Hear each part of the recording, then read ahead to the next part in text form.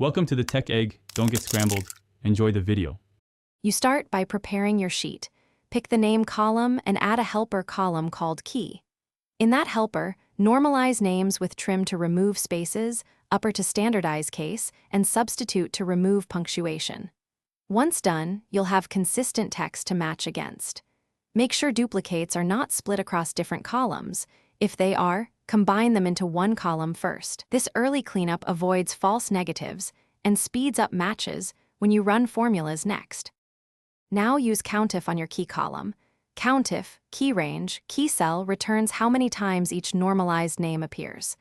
If you want positions, use match, key cell, key range, 0 to get the row of the first occurrence and index to retrieve the original name or row ID. For a clean list, apply unique key range to extract distinct names. Once done, filter or conditional format rows where COUNTIF 1 to highlight same name entries for review or bulk actions. Finish by extracting duplicates with filter, row range, COUNTIF, key range, 1 so you can review or merge them. To consolidate details, use VLOOKUP or filter combined with aggregation functions like SUM or text join to merge fields from duplicate rows. If expected matches are missing, check for non-printing characters, inconsistent diacritics, or unmatched spacing.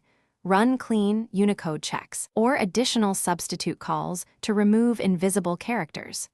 If formulas still misbehave, recalculate or copy-paste values to reset evaluation. Thanks for watching. Consider subscribing if I helped unscramble your problems.